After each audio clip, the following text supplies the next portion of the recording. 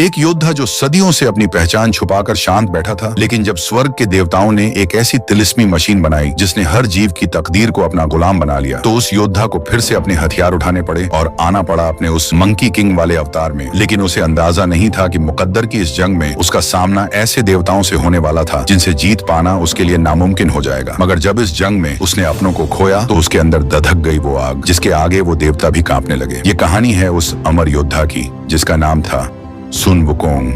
कहानी की शुरुआत हुई उस दिन से जब वुकोंग अमर लोगों की डेस्टिनी काउंसिल में पहुंचा, जहां का हेडमास्टर स्वर्ग जाने वाले काबिल योद्धाओं का चुनाव करने वाला था। लेकिन वुकोंग मुकाबले में शामिल होने के बजाय ऊंची इमारत की छत पर जाकर उस जगह का जायजा लेने लगा और फिर उसने सीधे वहां की रसोई में पहुंचकर उनका खाना चुरा लिया। जब गार्ड्स के कप्तान के पास वो खाना पहुंचाया गया तो अपना खाना गायब देखकर कप्तान गुस्से में आ गया और जो लड़की खाना लेकर आई थी उसे मुक्का मारकर गिरा दिया। फिर अपने हथियार से उस पर वार कर दिया, पर तभी जूलियन नाम के एक शख्स ने आकर उस लड़की को हमले से बचा लिया। कप्तान ने चिढ़कर अब जूलियन पर डंडे बरसाना शुरू कर दिया जिससे वो दूर जा गिरा। लेकिन तभी उसको पीछे से जोरदार लात पड़ी। ये अहाजी थी जिसकी बहादुरी के लिए सब तालियां बजाने लगे। सबके सामने हुई बेइज्जती से कप्तान और सैनिकों को और भी ज्यादा गुस्सा आ गया और वो अहाजी पर हमला करने के लिए कूद पड़े। लेकिन वो अहाजी तक पहुंच पाते उससे पहले ही एक जोरदार आवाज आई। जब अहाजी ने अपनी आंख खोलकर देखा तो वो सैनिक दीवार में ढंसा हुआ था। अचानक हुए हमले से कप्तान और उसके सैनिकों का मुंह खुला रह गया और जब उसने ऊपर देखा तो उसे पता चला कि वुकोंग अब उसके सिर पर उल्टा खड़ा था। वुकोंग ने कप्तान का चेहरा नोचकर उसे लात मारकर हवा में उछाल दिया।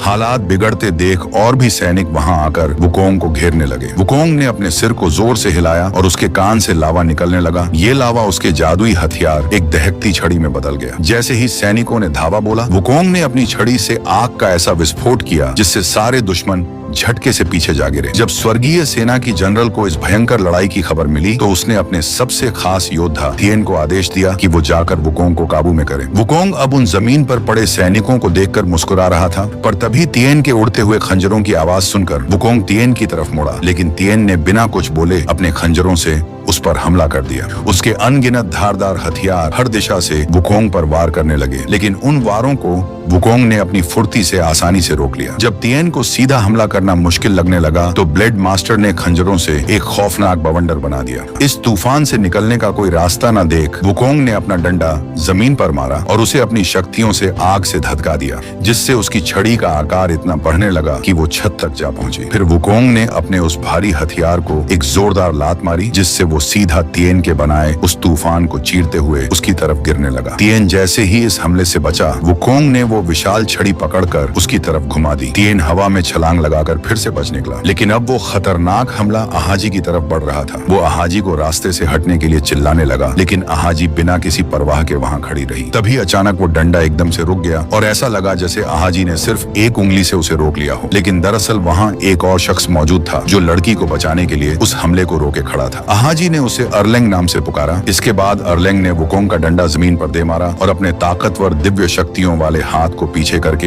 एक ऐसा मुक्का जड़ा कि वुकोंग का विशाल हथियार टूटकर वापस उसी छोटी छड़ी में बदलने लगा। वुकोंग ने भी अब गुस्से में आकर आखिरी हमले के लिए छलांग लगाई, पर अर्लेंग ने बिजली जैसी रफ्तार के साथ फिर से एक जोरदार मुक्का मारा और उस एक ही वार से वुकोंग हवा में उड़कर दूर जा गिरा और बेहोश हो गया। इसके बाद गार्ड्स ने वुकोंग को जेल में डाल दिया। अर्लेंग भी वही बेड़ियों में कैद था। दूसरी तरफ अहाजी ने जनरल के पास पहुंचकर शिकायत की कि आखिर अर्लेंग को जेल क्यों हुई, उसने तो बस लड़ाई को रोका था। दरअसल अहाजी उस जनरल की ही बेटी थी, पर उन दोनों के रिश्ते में दरारें थी क्योंकि वो अपनी माँ की तानाशाही और क्रूरता वाली आदत से नफरत करती थी। उधर जेल की सलाखों के पीछे कैद वुकोंग को अब भी लग रहा था कि उसके साथ नाइंसाफी हुई है। वुकोंग ने अर्लेंग को दोबारा लड़ने के लिए कहा, पर जब अर्लेंग ने मना कर दिया तो वुकोंग ने उसे उकसाने के लिए उसकी माँ की बेइज्जती करना शुरू कर दिया। दरअसल अर्लेंग की माँ को एक इंसान से प्यार हुआ था और अर्लेंग में आधा अंश इंसानों का था। अर्लेंग जैसे ही गुस्से में आकर लड़ने के लिए खड़ा हुआ, तभी जनरल और थिएन अचानक वहां जेल में आ गए। जनरल ने अर्लेंग की बेड़ियों को खोल दिया और उसे वहां से जाने का आदेश दिया। वुकोंग को लगा कि लड़ाई दोनों ने की थी, इसलिए उसे भी जाने दिया जाएगा। लेकिन तभी जनरल ने अपनी जादुई शक्तियों से एक बाइंडिंग मुकुट निकाला और थिएन ने वो मुकुट वुकोंग के सिर पर पहना दिया। वुकोंग इसे हल्के में ले रहा था, लेकिन जैसे ही जनरल ने मंत्र पढ़ना शुरू किया, वैसे जैसे ही वो तिलिस्मी मुकुट सिकुड़ने लगा, जिससे वुकोंग को ऐसा असहनीय दर्द हुआ कि वो जमीन पर गिरकर तड़पने लगा और आखिरकार उस भयानक दर्द के कारण बेहोश हो गया। अहाजी ये सब देख रही थी और वुकोंग को तड़पता देख उसे बुरा लगा। उसने चालाकी से अपनी माँ से मुकुट को काबू में रखने वाली वो छड़ी यह कहकर मांग ली कि वुकोंग को अब वो खुद सजा देगी। जनरल ने भी अपनी बेटी की काबिलियत परखने के लिए वो छड़ी उसे दे दी, लेकिन साथ ही अहाजी को हिदायत भी दी कि वो हर पल उस पर अपनी नजर रखे। उधर बेहोशी की हालत में वुकोंग को अपने अतीत के सपने आने लगे। बहुत समय पहले स्वर्ग की एक रहस्यमयी मशीन डेस्टिनी एस्ट्रोलैब इंसानों की किस्मत को काबू में रखने की ताकत रखती थी। उसी समय एक महाकाय योद्धा का जन्म हुआ, जिसने अपनी तकदीर को स्वीकार करने से मना कर दिया और उसने डेस्टिनी एस्ट्रोलैब को तबाह करने के लिए स्वर्ग की सेना के खिलाफ एक भयंकर जंग छेड़ दी और पूरी सेना को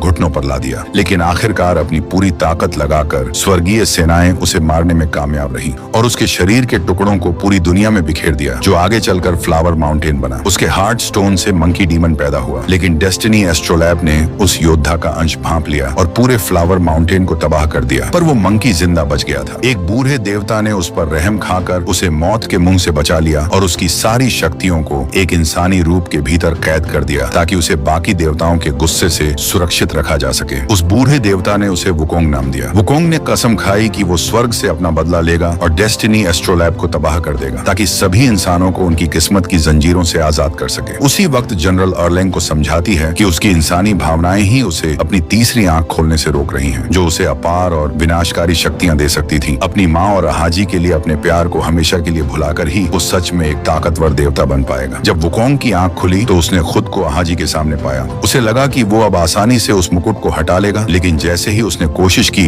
वो मुकुट फिर से चमकने लगा और वो भयानक दर्द फिर लौट आया। जब उसे पता चला कि अब अहाजी ही उस मुकुट को काबू में कर रही थी, तो वो गुस्से में अहाजी पर चीखने लगा। और जैसे ही अहाजी ने वो राजदंड निकाला, वुकोंग ने पुराने दर्द को याद करके तुरंत उसके सामने घुटने टेक दिए। हालांकि ये वुकोंग की चाल थी, ताकि जब अहाजी पास आए तो वो उससे वो छड़ी ले सके। लेकिन जब वो अहाजी के करीब आया तो उसने नोटिस किया कि अहाजी का दिल बहुत तेजी से धड़क रहा था। अब इन दोनों के बीच कुछ नया इमोशन जन्म लेने लगा था, लेकिन उसके लिए इस पनपते एहसास से भी कहीं ज्यादा अहम अपना वो अटूट वादा था, जिसे पूरा करने की खातिर उसने देवताओं की इस सल्तनत में कदम रखा था। वो अब अपनी मंजिल के बहुत करीब था, क्योंकि अब यहाँ का वो हेडमास्टर सभी छात्रों को स्वर्ग की उसी रहस्यमयी मशीन को दिखाने ले जा रहा था। रास्ते में उन्होंने एक ऐसे पुल को पार किया जो देवताओं के इस लोक को इंसानी दुनिया से अलग करता है, और अगर कोई गलती से भी नीचे पानी में गिर गया तो उसकी सारी शक्तियाँ खत्म हो जाएंगी। आगे जाकर हेडमास्टर ने अपनी जादुई चाबी से उस सुरक्षित जगह का दरवाजा खोला और वो आखिरकार वहाँ पहुँच गए जहाँ वो अद्भुत मशीन डेस्टिनी एस्ट्रोलैब थी। वुकोंग ने अंदर जाते ही मौके का फायदा उठाकर वो जादुई चाबी चुरा ली। जनरल को भी वुकोंग की मंशा पे शक था, इसीलिए वहाँ मौजूद भीड़ को स्वर्ग का इतिहास बताते वक्त उसने जानबूझकर फ्लावर माउंटेन की तबाही का जिक्र किया, ताकि वो वुकोंग के इरादों का साफ पता लगा सके। उस औरत की बेरहम बातें सुनकर वुकोंग का खून खौलने लगा। वुकोंग को उकसाने के बाद जनरल को यकीन हो गया था कि स्वर्ग पर हमला करने वाला वो पुराना शैतान आज भी वुकोंग के भीतर जिंदा है। जनरल ने तिएन को आदेश दिया कि वुकोंग कुछ करे, उससे पहले ही वो उसे खत्म कर हार्ट स्टोन वापस लेकर आए। लेकिन तब तक वुकोंग ने उस गुप्त दरवाजे तक पहुंचकर जादुई चाबी से उसे खोल लिया था। उसने अपनी छड़ी निकाली, लेकिन जैसे ही वो हमला करने के लिए आगे बढ़ा, दरवाजे से एक तलवार तेज गति से उसकी तरफ आने लगी। वुकोंग अपनी फुर्ती का इस्तेमाल करके उस वार से बच गया, लेकिन उसने देखा कि एक बार फिर अर्लेंग उसका रास्ता रोके खड़ा था। अपने मंजिल के इतना करीब होने के बाद भी अब वुकोंग का वहां पहुंचना काफी मुश्किल हो गया था। गुस्से में आकर वो अपने हथियार को फिर से बड़ा करने लगा, लेकिन अर्लेंग ने तुरंत अपनी बर्फीली तलवार निकाली और वुकोंग पर हमला बोल दिया और उसकी दहकती आग की छड़ी को अपने वार से फिर से ठंडा कर दिया। अर्लेंग ने इसके बाद लगातार ताबड़तोड़ वार किए, पर वुकोंग भी बड़ी फुर्ती से उसके हर हमले से बच निकला। लेकिन उनकी इस भयंकर भिड़न से पुल टूटने लगा और देखते ही देखते वहाँ एक खौफनाक तूफान खड़ा हो गया। तिएन भी अब वुकोंग के खिलाफ मैदान में कूद पड़ा और अब उन दोनों का साथ में सामना करना वुकोंग के लिए मुश्किल लगने लगा। हर तरफ से हो रहे हमलों को रोकना अब संभव नहीं था। तभी अहाजी भी जूलियन को लेकर पुल पर आ गई और उन्हें लड़ाई रोकने के लिए कहने लगी, पर खुद को घिरा पाकर वुकोंग ने पूरी ताकत लगाकर अपनी छड़ी को जमीन पर मारा और फिर उसे इतना विशाल कर दिया कि वो पूरा पुल ही बिखर गया और वो सभी उस पुल से नीचे उस शक्ति खींचने वाले पानी में जा गिरे, जहाँ एक एक करके उन सब की दिव्य शक्तियाँ सोख ली गई। यहाँ से निकलकर अब वो पूरा गुट उस भारी भरकम हथियार के साथ आसमान चीरते हुए सीधा इंसानी दुनिया की उसी जगह जा गिरा जो कभी फ्लावर माउंटेन हुआ करती थी। होश में आते ही उन तीनों ने फिर से एक दूसरे से लड़ने के लिए अपने हथियार उठाने की कोशिश की, लेकिन जब वो हथियार उनसे हिल भी नहीं पाए तो उन्होंने एक दूसरे पर घूंसे बरसाना शुरू कर दिया। पर जल्द ही उन्हें समझ में आ गया कि डेस्टिनी ब्रिज को पार करते ही उनकी सारी दिव्य शक्तियां रफू चक्कर हो चुकी थी। उस घर के बाहर अब उस गांव के लोग भी इकट्ठा होकर हमले के लिए आगे बढ़ने लगे, क्योंकि उन्हें लगता था कि आसमान से आई हर चीज उनकी दुश्मन है। घर के अंदर वो तीनों अब भी एक दूसरे से भिड़ रहे थे। तभी जूलियन ने एक तीर मारा जिससे तेजी से बर्फ जमने लगी। वह उन्हें अपना क्रॉसबो दिखाने लगा जो बिना किसी जादुई ताकत के काम करता था, लेकिन तीनों ने फिर से लड़ाई शुरू कर दी। उनकी ये जंग तब रुकी जब गांव के ऊपर एक काला साया मंडराने लगा और अब वो गांव वाले अपनी जान बचाकर घरों में दुबकने लगे। दरअसल ये काला साया एक दानव था जो रोज सब कुछ तहस नहस करने के लिए आ धमकता था। वो बादल जैसा दिखने वाला राक्षस लोगों को एक एक करके दबोचने लगा। तिएन की नजर बाहर एक मासूम बच्चे पर पड़ी और उसे तब हैरानी हुई जब एक औरत ने उस बच्चे की जान बचाने के लिए अपनी जान की बाजी लगा दी। वो उनकी मदद के लिए अपनी पूरी रफ्तार से दौड़ा, उस बच्चे को अपनी गोद में उठाया और उन दोनों को अंदर सुरक्षित जगह तक पहुंचा दिया। पर तभी वो क्लाउड डीमन उसे जकड़कर अपनी तरफ खींचने लगा। इससे पहले कि वो राक्षस उसे पूरी तरह निगल जाता, एक हाथ उसकी तरफ बढ़ा और उसे रोक लिया। ये वुकोंग था जो अब अपने दुश्मन की भी अच्छाई देखकर उसकी जान बचाने लगा। अब अर्लिंग ने भी फुर्ती दिखाते हुए उसे थाम लिया, लेकिन अपनी शक्तियों के बिना वो सब मिलकर भी उस क्लाउड डीमन के सामने कमजोर पड़ने लगे। तभी अहाजी ने जूलियन के बनाए उस बर्फीले तीर से क्लाउड डीमन पर हमला कर दिया, जिससे उस दानव में बर्फ जमने लगी और वो पीछे हटने को मजबूर हो गया, लेकिन पत्थरों से टकराकर वो तीनों बेहोश हो गए। अगली सुबह जब वुकोंग की आंख खुली तो उसने देखा कि अहाजी ने उसे रस्सियों में जकड़ रखा है ताकि उनके बीच फिर से कोई लड़ाई ना हो। अहाजी ने वुकोंग और अर्लिंग को समझाया कि उन्हें इन गांव वालों की मदद करनी ही होगी, क्योंकि इन बेचारों ने बहुत दुख सहे हैं और वे उन्हें स्वर्ग से आए फरिश्ते मान रहे हैं। अर्लिंग को भी एहसास हो गया था कि उनकी मदद के बिना ये पूरा गांव तबाह हो जाएगा, लेकिन वुकोंग ने पहले तो अपनी अकड़ में उनकी मदद करने के लिए मना कर दिया। पर जैसे ही उसने गांव वालों की बदहाली को अपनी आंखों से देखा और जब अहाजी ने फिर से उसे समझाया तो वो उनकी मदद के लिए मान गया। तिएन ने सभी को बताया कि दरअसल वो बादल स्वर्ग का ही हिस्सा था जो रास्ता भटककर खंडहरों की काली शक्तियों का शिकार हो गया। इसके बाद उसने पूरे गांव की एक एक बूंद पानी को उड़ा लिया, जिसकी वजह से वहां अकाल पड़ गया। अब उन्होंने गांव वालों के साथ मिलकर उस शैतान को झांसा देने के लिए एक मास्टर प्लान बनाया, जहां एक नकली सूर्यास्त का नाटक करके भारी तोपों से बर्फीले बम दागने की तैयारी की गई। गांव वालों ने अपने सारे लाल कपड़ों से पूरी जगह को ढक दिया। उनकी यह तरकीब काम कर गई और देखते ही देखते आसमान में अंधेरा छाने लगा, क्योंकि वो खौफनाक दानव ठीक गांव के ऊपर आ धमका। उस दानव ने इतना तेज तूफान उठाया कि सब लोग इधर उधर उड़ने लगे। वो बर्फ के गोले दागने वाली टोप भी हवा की तेज रफ्तार के कारण पलट गई। तभी वो दानव एक शख्स को अपने शिकंजे में लेकर ऊपर खींचने लगा, लेकिन वुकोंग ने सोच लिया था कि वो अब किसी और इंसान को कुर्बान नहीं होने देगा। वुकोंग ने उसे कस के पकड़ लिया, पर अब वो भी उस दानव की तरफ खींचने लगा। तभी अचानक सभी गांव वालों ने आकर उनको उस दानव की तरफ जाने से रोक लिया। अर्लिंग और उसकी टीम ने आकर आसमान की तरफ बर्फीले तीरों की बौछार कर दी। तभी तिएन ने एक जलती हुई मशाल उन लाल कपड़ों के नीचे फेंक दी। आग की उस रोशनी से सूर्यास्त का जबरदस्त भ्रम पैदा हो गया और वो राक्षस अपने असली डरावने रूप में सामने आने लगा। वुकोंग ने भी गांव वालों के साथ मिलकर उस तोप को सीधा कर लिया, लेकिन निशाना लगाने के लिए वो तोप अब भी नीचे थी। वुकोंग की मदद के लिए अर्लिंग वहां पहुंचा और अपनी पूरी ताकत लगाकर उस तोप को उठा दिया। वुकोंग ने बिना मौका गवाए सीधा उसके मुंह पर जोरदार धमाका कर दिया। राक्षस पलक झपकते ही बर्फ बनकर सीधा गांव की तरफ गिरने लगा, जहां तिएन ने फुर्ती दिखाकर उसे एक लोहे के पिंजरे में दबोच लिया। बरसों तक जुल्म सहने के बाद आखिरकार उस दानव से आजाद होकर गांव वालों की खुशी का ठिकाना नहीं रहा। सब जीत का जश्न मनाने लगे, लेकिन उन्हें नहीं पता था कि उनकी किस्मत पहले ही लिखी जा चुकी थी। अहाजी भी वुकोंग के पास आई और गांव वालों की मदद करने के लिए उसे शुक्रिया कहा। अहाजी ने वुकोंग को एक प्यारा सा तोहफा भी दिया। वुकोंग के दिल में भी अब अहाजी के लिए फीलिंग्स आने लगी, लेकिन तभी जश्न के उस माहौल में जूलियन को कुछ अजीब लगा। तभी उसकी नजर सामने खड़े एक रहस्यमयी साए पर पड़ी जो काली रोशनी में लिपटा हुआ सबके सामने आ खड़ा हुआ। उसने जूलियन पर ऐसा हमला किया कि वो सीधा एक घर से जा टकराया। फिर उस रहस्यमयी शख्स ने हवा से बर्फ के हथियार बनाकर गोलियों की तरह जूलियन पर दाग दिए। लोग अपनी जान बचाने के लिए भागने लगे, लेकिन जिस घर में वो बचने के लिए छुपे वहीं वो बेरहम शिकारी भी भीतर घुस गया और उन मासूमों पर भी अपनी बर्फ की गोलियां दाग दी। तिएन ने उनकी मदद करने की कोशिश की, लेकिन वो हत्यारा उसके रास्ते में आ गया और उसके पूरे बदन को बर्फ के नुकीले टुकड़ों से छलनी कर दिया। वुकोंग को जब खतरे का एहसास हुआ तो वो भागते हुए वहां पहुंचा, पर वहां का नजारा देख उसके होश उड़ गए, क्योंकि हर कोई मारा जा चुका था। अर्लिंग ने वहां पहुंचकर जब वो मंजर देखा तो वो सन्न रह गया। वहीं पर अधमरी हालत में पड़ा जूलियन भी था, जिसने गांव वालों को न बचा पाने का मलाल लिए अपनी आखिरी सांसें तोड़ दी। उसी वक्त कई और हत्यारे बाहर आ गए। उन्हें देखकर वुकोंग ने अपना आपा खो दिया और अपने साथियों की मौत का बदला लेने के लिए उनकी तरफ बढ़ने लगा, लेकिन उन्होंने वुकोंग वुकोंग पर बर्फ की गोलियों की बौछार कर दी, जिससे वो जख्मी होकर जमीन पर गिर पड़ा। तभी वहाँ जनरल भी आ गई। वो कहने लगी कि किस्मत के आगे तुम्हारी हर कोशिश बेकार है, क्योंकि इन लोगों की मौत पहले ही लिख दी गई थी। अहाजी भी दौड़कर घायल वुकोंग को अपनी माँ से बचाने के लिए वहाँ आई, लेकिन अपनी शक्तियों के बिना वो सब अब बेबस थे। जनरल ने अब एक आखिरी वार किया और वो जगह जो कुछ पलों पहले खुशी में डूबी थी अब अंधेरे में खो गई।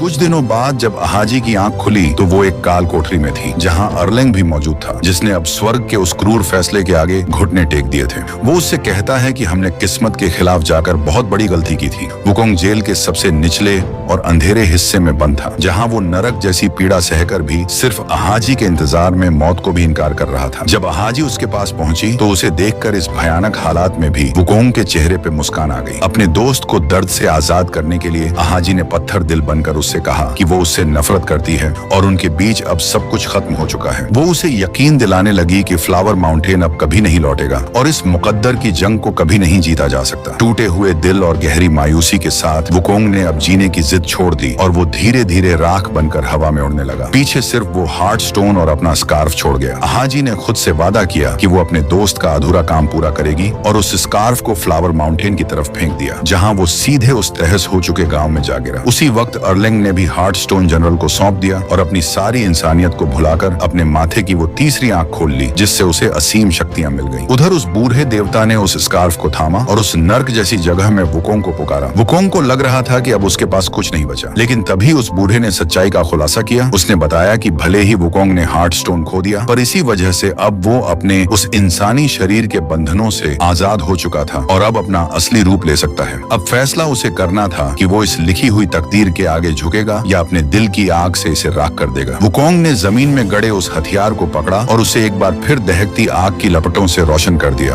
वो भारी भरकम हथियार जमीन का सीना चीरते हुए हवा में उठने लगा और आसपास सब कुछ ताश के पत्तों की तरह ढहने लगा। धूल के गुब्बार से निकलकर अब वुकोंग ने मंकी डीमन का असली रूप ले लिया और उसकी छड़ी भी अब इस ताकत से धधकने लगी। वुकोंग ने अब उस क्लाउड डीमन को भी आजाद कर दिया। वुकोंग का ये रूप देखकर वो दानव भी उसके सामने रुक गया और एक वफादार साथी की तरह उसे अपनी पीठ पर बिठाकर देवताओं की उस नगरी की तरफ उड़ चला और वुकोंग सीधा स्वर्ग में एक मिसाइल की तरह उतरा। इतना तेज कंपन हुआ कि सब कुछ हिल गया। गड़बड़ महसूस होते ही अंदर खड़े कप्तान ने उसे सामने आने को कहा, लेकिन उसे नहीं पता था कि वो अपनी मौत को बुला रहा था। तभी छत चीर कर वुकोंग की छड़ी उनके सामने आ गिरी। वो कुछ कर पाते उससे पहले ही एक भयंकर धमाका हो गया और सारे गार्ड्स हवा में उड़ गए। कप्तान भी सीधा जमीन पर आ गिरा। तभी धूल के गुब्बार के बीच से निकलते हुए वुकोंग ने खुद को स्वर्ग के बराबर घोषित किया। वो अब पूरी तरह अपने असली अवतार में आ चुका था। वुकोंग ने अपनी छड़ी एक सैनिक की तरफ फेंकी जो तुरंत चकनाचूर हो गया। फिर उसने एक जंगली जानवर की तरह उन पर हमला करना शुरू कर दिया। वो एक एक करके उन्हें चीरने लगा। उसका हर एक वार उनके लिए मौत लेकर आ रहा था। गांव में मारे गए लोगों का बदला लेते हुए वुकोंग उनको टुकड़ों में बिखेर देता है। उसके अंदर का जानवर अब बाहर निकल आया था, लेकिन अब और भी ज्यादा सैनिक वहां आकर उसे चारों तरफ से घेरने लगे।